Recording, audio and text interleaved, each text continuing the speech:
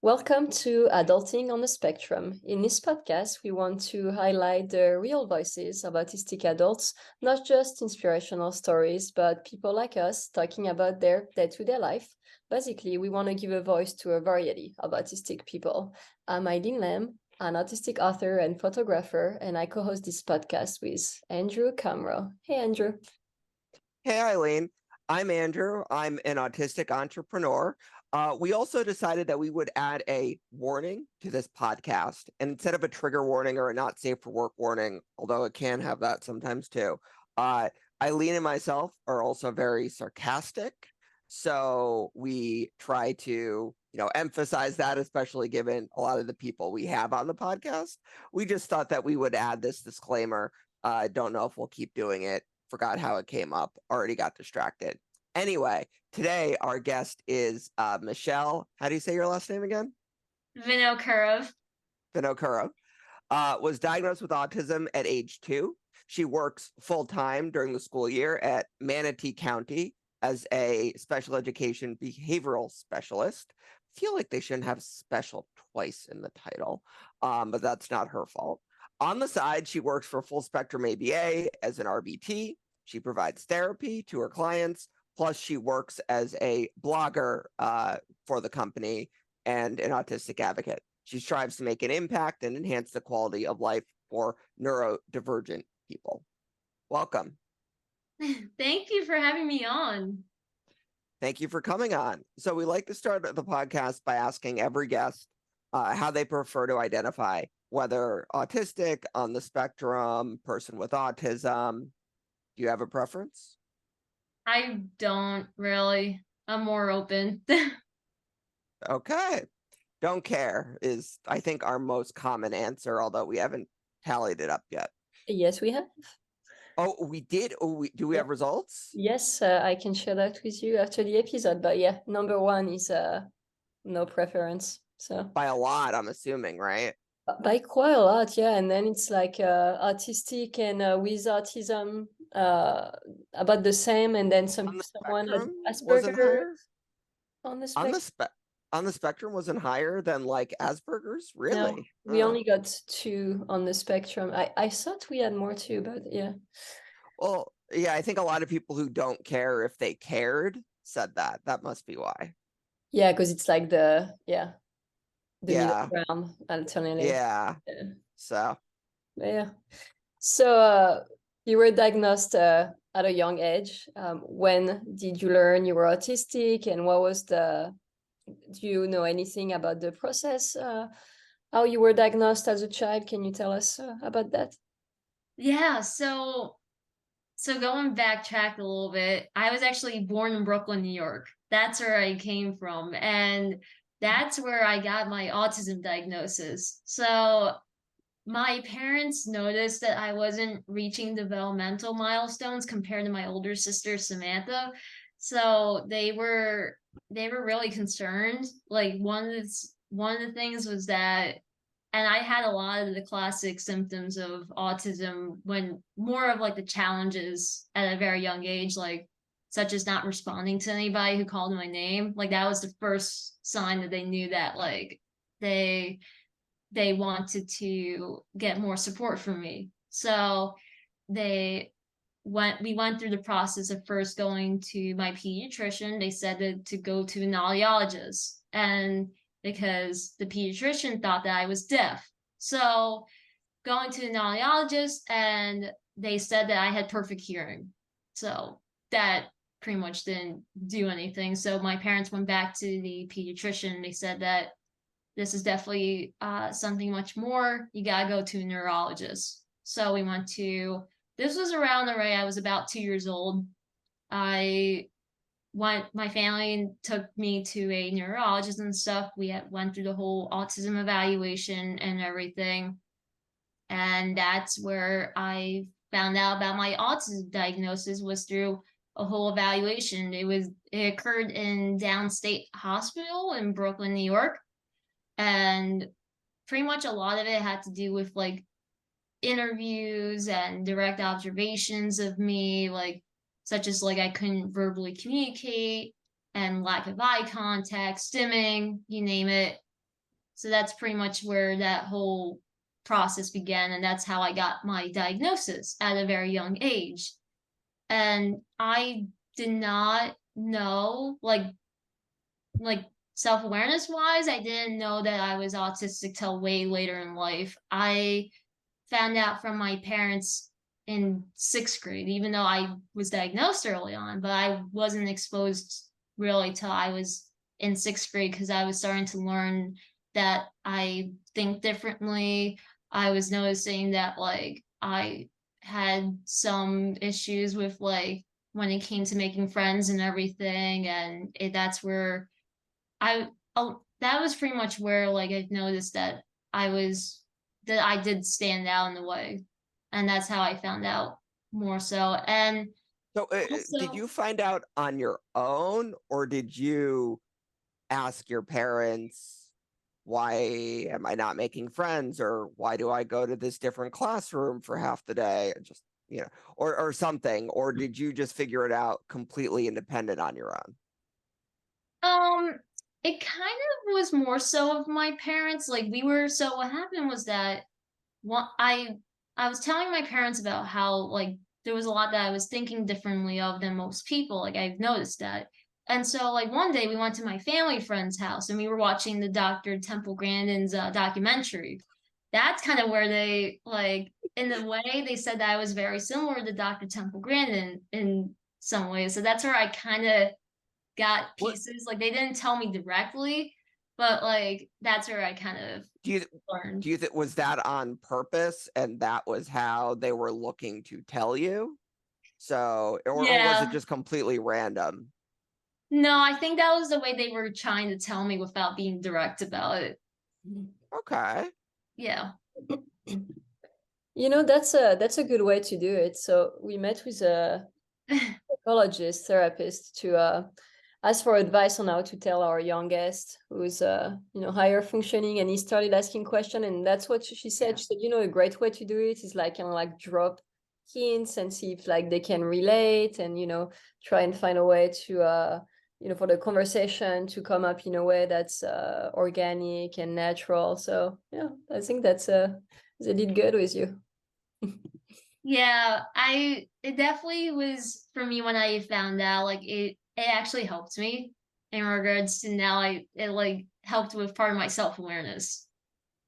And now there are more TV shows that are things or movies that you might be able to relate to, rather than just something Rain Man or something about, you know. Oh yeah, absolutely.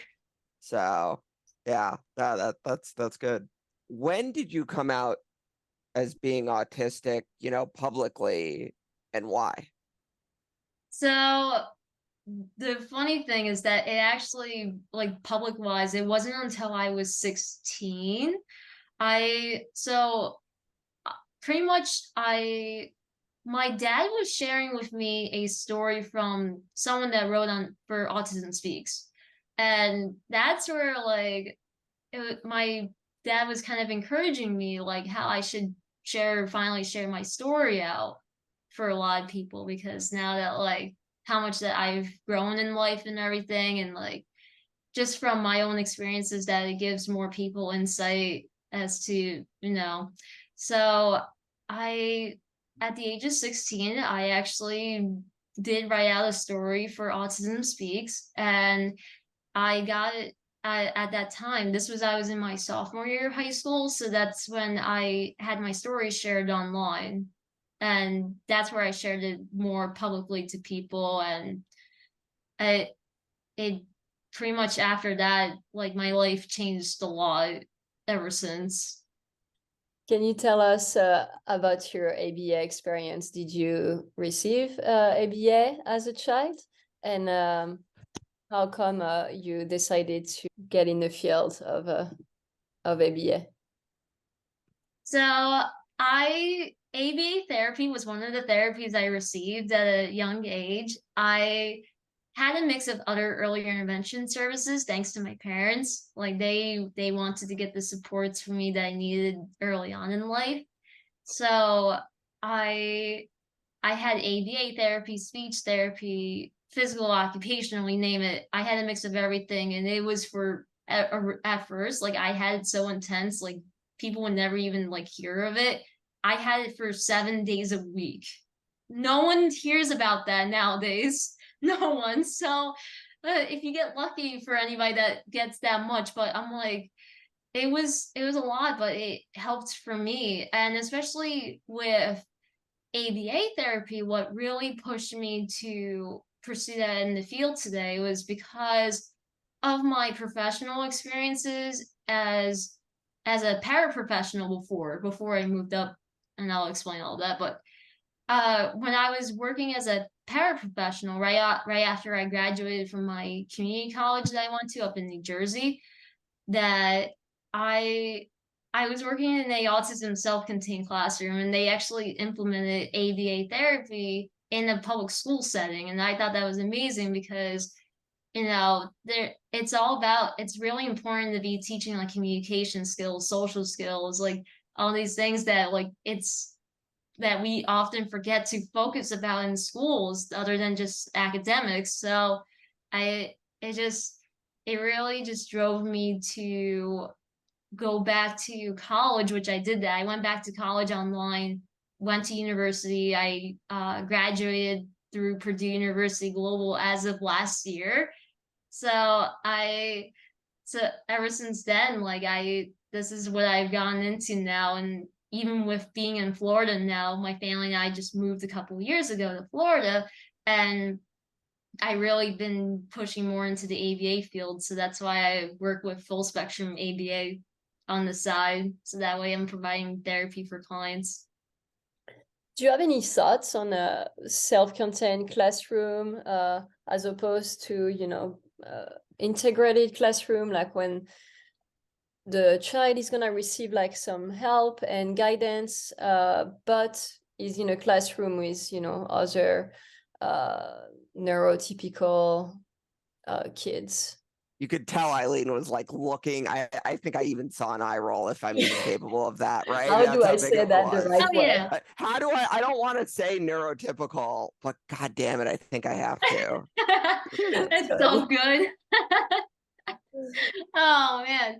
I so I am a big believer with inclusion, absolutely. And the way that the idea of inclusion is described though, it's different for everybody. That's what I think that what I've noticed is that there are it's just at the end of the day, it comes to what's best interest for the student at the end of the day. Like there are things that there's a lot of benefits when it comes to a more inclusive classroom. Absolutely. Like being with having the mixed population and everything. So of course there's a lot of benefits like being able to pretty much like work together on certain abilities and everything that and also increasing with strengths. But also we have to remember that at the end of the day, like, sometimes like, and I'll even say this for myself, I was in a specialized school back in New Jersey before I even was mainstreaming in the public school setting. So it's really different for everybody, and it depends on like what depends on everybody's like skill levels, abilities, you know. So that's where I would go with that. What works for one person might not work for another, and everything is individualized. Pretty So much. Yes. okay. And that's the answer to, a lot of things. Just like, one of my kiddos is in a regular classroom and the other is in a self-contained classroom because they have different needs. So I think I completely agree with you. Can you tell us a bit? I know you said that you were going to talk about it later, so I guess here's a chance, but I promise we were actually going to ask about it anyway. About your experience with, special education. You mentioned starting as a paraprofessional, and now it looks like you're doing other things. So many parents also just have trouble getting for and advocating for the right services. They don't know what questions to ask or even what they feel is right when they're getting, Eileen, you can speak to this, right? Just like when you're getting like a good experience or a bad experience, or when to know, what to ask for. What advice and resources can you give parents other than not to send their kids to school in Florida? So I would say it's always important for families to advocate for their child's needs, whatever it be, like for any kind of therapy, let's say with speech therapy. Like if your child needs it for communication, definitely go for it. Like there even I've noticed, like alone from my experiences with the school district, how many parents are like so afraid to ask for that kind of things. But it's so important to, because at the end of the day, like parents are the ones who know the child best. Yes, there are teachers and with everybody in the schools that everybody has a contribution, everybody's a team. I know there's a lot of fears that parents think of, and even my own parents do that. They've gone through fears of that, like trying to advocate in the schools. But what's important for parents is always to also have documentation. My parents did this growing up for me in my own IEP meetings, that like they would write down every single thing, because if something like that the school goes against them about, they have it for their own records. And so it's important to have that, and also getting as much information as you can. And also, like, it's really is important to find out like if the school has like speech therapy services, or if you're allowed to bring in someone from outside into the schools, which I've seen it happen here. As a matter of fact, that there are people that are bringing outside like ABA therapists into the school setting. So you just have to, you really have to keep fighting, because this is for parents, like this is for your child. So that's I that for me, it's always important for parents to keep fighting. And when, because there are a lot of services out there, there are a lot of resources. Just don't be afraid to ask, have it all written down, and that's where I would go with that. Okay, so there are a lot of misconceptions about ABA therapy. I think one that really bothers me is that ABA therapy only cares about spoken language, because ABA taught my child to use an AAC device. So it's like the opposite. And before that, they even tried PECS, which has become controversial, sign language, Go Talk. Like, it was not just focused on language, never has been. So I've never really understood where that misconception came from. So what are some of the biggest misconceptions about ABA you can tell us about?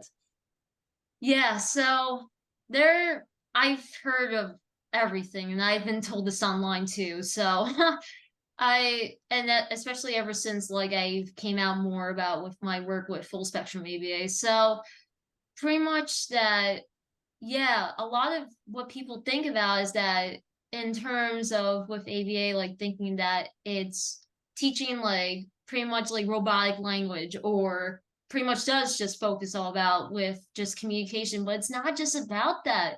There's With ABA therapy, we focus on like the overall individual. We're focusing on like not just communication. There's also social, there's also daily living, there's also play. We often forget that we do focus on play too.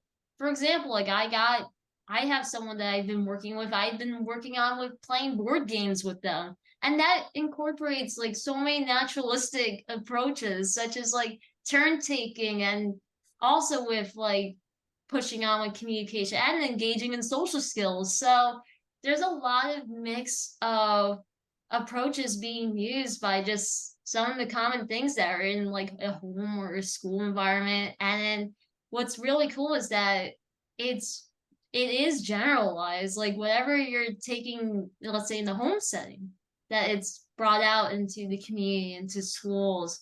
So I think that a lot of also what I can understand that where a lot of people are coming from, because of how much that the field has evolved, that you know it's not crystal clear perfect. And I'll be honest, it's not, I think about this for every kind of therapy, that it's not going to be 100% perfect.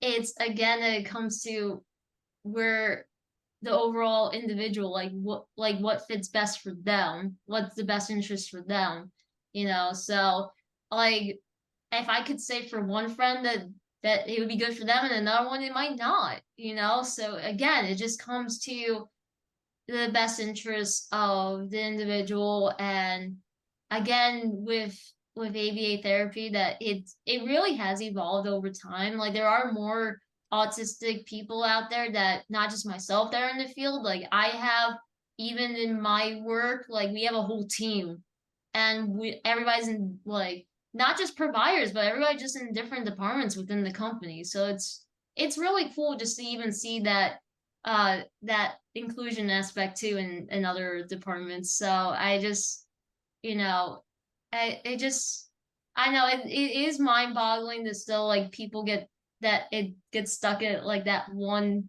part, that one misconception and everything. But at the same time, you have to look at the whole picture. Yeah, totally. And I think once again it comes back to the fact that not everything is for everybody. And ABA, what I love about ABA is that it's tailored to the child's needs. So it's not gonna be a one size fits all approach. And yeah, maybe for some kids it's not the right therapy, but to just like cancel the entire therapy is it's not realistic. It's helped so many people, so I don't know why we can just say what you just said. It's great for some people, it doesn't work for others, and Yeah, it helped me out.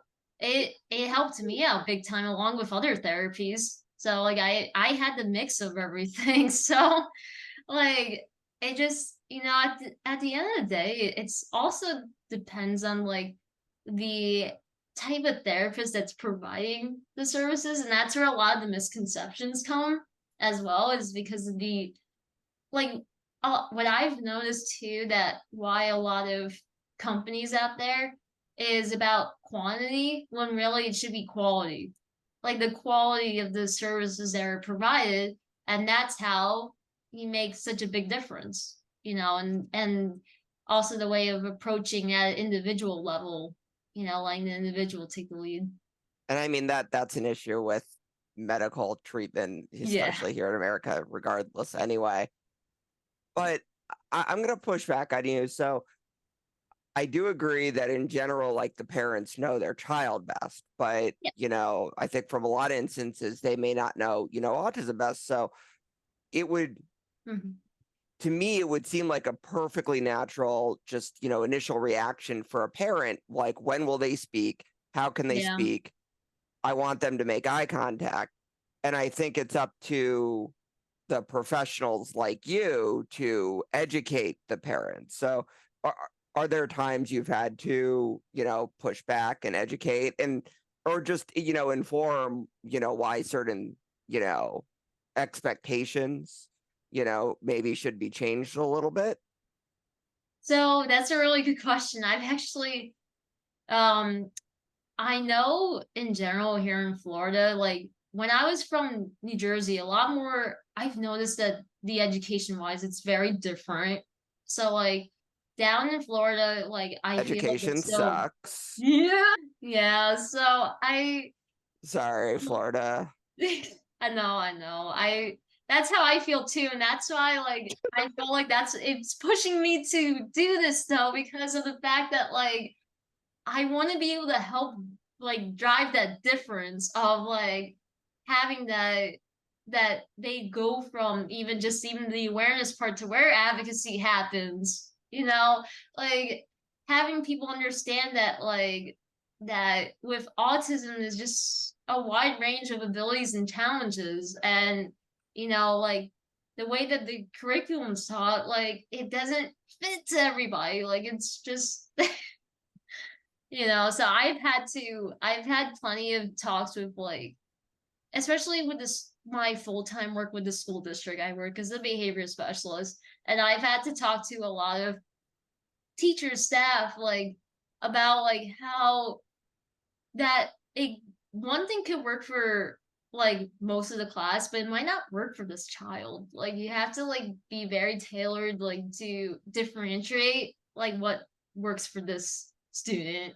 And and like, let's say like for a kid that needs to know like where they're on, where like for transitioning to places, for example, I'll tell you that having a student like knowing where they're at online, so that that way they're not going to get all like anxious and everything. So things like that, those little things, like you have to pick up on that because it makes such a big difference for a student to thrive and everything. So it's just, I've I've had my Sure. battles about that.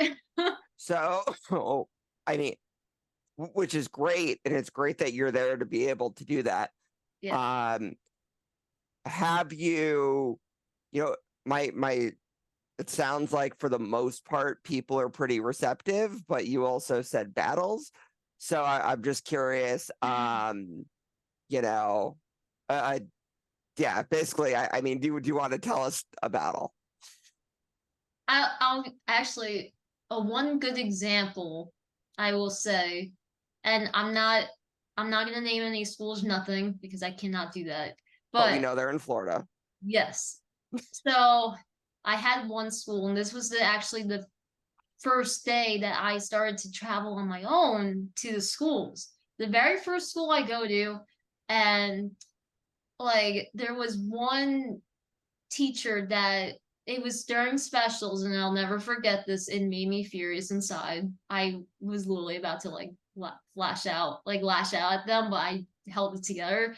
Pretty much that they were not wanting this child to be part of in their classroom during that time. And I'm like, are you kidding me? What was Like, their reason? pretty much that the reason was being that they can't handle the kid.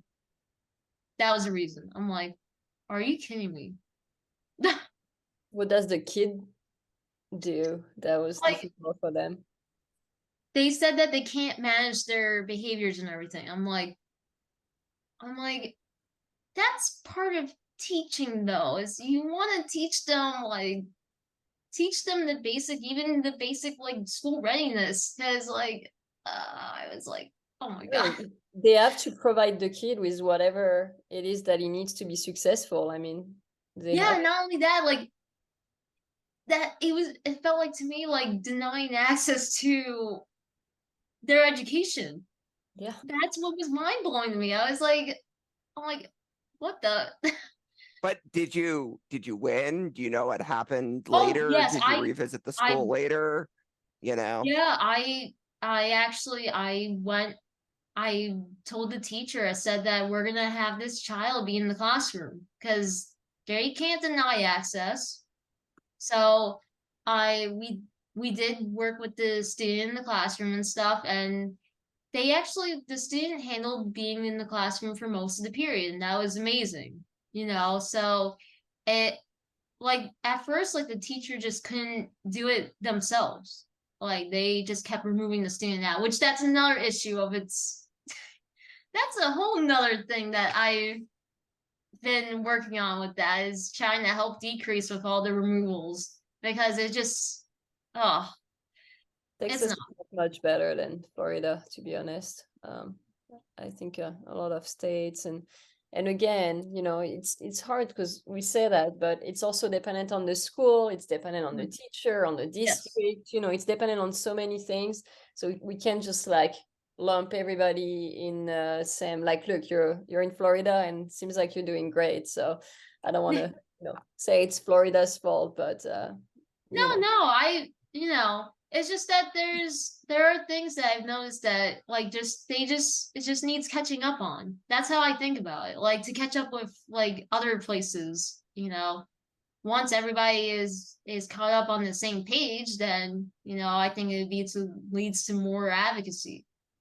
oh yeah. So do you think advocacy is just misdirected, and that instead of fighting each other, we should all be educating all the teachers in Florida because we're pretty much all on the same page about that? That's pretty much where I'm heading to about that. Yeah, pretty much where like that's pretty much where I'm heading to about that. I I actually just became a behavior specialist earlier this year. I got I got the job literally a month after graduation. So it was a big deal for me, and like being the first on my team that's autistic. So I really hope to just continue to make an impact with the schools and everything. I feel like we keep going back and forth between ABA and the school because you have these two great experiences. But as being autistic helped you in any way for in your job as a RBT? Was there a moment when it was helpful, where you noticed something and you were able to like intervene and relate to your clients in ABA? Yeah, so I've had moments, a lot of times I was able to redirect through special interests. Like I had with my one of my clients, like I was able to redirect them through their interests of Tom and Jerry because they love Tom and Jerry. So I yeah, when things were getting off task, like I was redirecting them through the use of Tom and Jerry, and that's how I got them backing on track with doing what we were doing. So it just, it's different for everybody of how redirection is used. So like for me, it worked in that case of using their special interests. So it depends on individual cases. Tom and Jerry feels so vintage to me. I mean, I love it, but it's like it reminds me of my childhood. It's funny I that when know. those, I don't know how that kiddo came across Tom and Jerry, probably parents, because it's not like on Netflix or YouTube or maybe it is. People do still do cable, Eileen. Like there are some people. That makes Yeah, sense. because this kid's the youngest, so they got older siblings. So yeah. Now, we understand that you're not as famous a blogger as Eileen, but you do some blogging. And where can we find you on social media and anything that you would like to promote or talk about? Oh yeah, absolutely. So I run a blog website called The World of Autism. It does go under my professional brand name on my social media accounts, known as Exceptional Shell. My user tag name is at Self Advocate MV. And I've been running that since, I'll tell this, I've been running it since 2019 after I graduated from my community college. My English professor was the one that pushed me to do that. And so I still thank her to this day. And my blog website, if you go on Google, so you can type in the world of autism. You also could type in exceptional shell, and it comes up like either way. And that's Now how I have actually seen your posts and things, and that name like rung a bell. And so yes, now I've read your stuff before. I just didn't put it together with the name, but yes. So yeah, that's me. We're going to ask you some quick fire questions, and by we, I mean I'm going to do it. So how it works is that I ask you a question, and you tell me the first thing that comes to your mind. Okay. So what is your favorite food? Pizza. plain pepperoni, cheese, stuffed crust, or just pizza? Uh, stuffed crust, plain. Yeah. Pineapple? Eileen, stop this. No, I actually don't like pineapple. Who's Oh, your fine. favorite representation of autism in the media? So like in a TV show, in a book, in a movie? It would be Dr. Temple Grandin. I did meet her in person back in 2019 when I was still living in New Jersey at the time. It was amazing. That's really amazing how she like, because she's old. She came on our podcast actually, but she's like reaching all generations. It's truly amazing how many people look up to her. You're not obviously not the first one. So I hope that when I'm old, I have young people looking up to me. It's heartwarming. Okay, well, who is your favorite? You're not very tall, so that might be a challenge. Get it? Look, Yeah. ha, ha, ha, ha. Funny. Who is your favorite actress? Oh, my favorite actress. Or actor? We don't want to be, Actually, I would say more for favorite actor. That would be Freddie Highmore. Oh, is that the Good Doctor? Yes. Oh, now I wish we had asked you about do you like him in The Good Doctor? I assume you do. So like it's interesting how his twist of how he portrays with autism, because it's like, not everybody's like that, and which is important to know. Yeah. So, but he does, in a way, in a lot of ways, he does do a great job, though, I will say. Did you see that controversial episode where I mean, I'm sure you have, with the when he kept repeating, "I'm a surgeon, I'm a surgeon," like that scene. Um, what did you think of it? Um, yeah, I had like a mix feelings. I had a mix going on, like, of just like where I repeating it in regards to how echolalia is, like, I like, for me growing up, like, I did have echolalia at one point. This was after, like, while I was learning to verbally communicate, which, by the way, I didn't say my first word until I was 6 years old, and I didn't verbally communicate in sentences until I was 10. And so, like, part of me developing speech was with echolalia. And I, that scene, I was like, I kind of had a mix about it, like the way that it was approached, like it either, like the way that it was approached of, like, how can I put it? Um, it's hard for me to put it right now, but Dramatized. yeah, I would say that. I definitely would say that. Yeah. Yeah. I never thought about that scene from the echolalia point of view. To me, it was more about like the meltdown, and that's what was Same.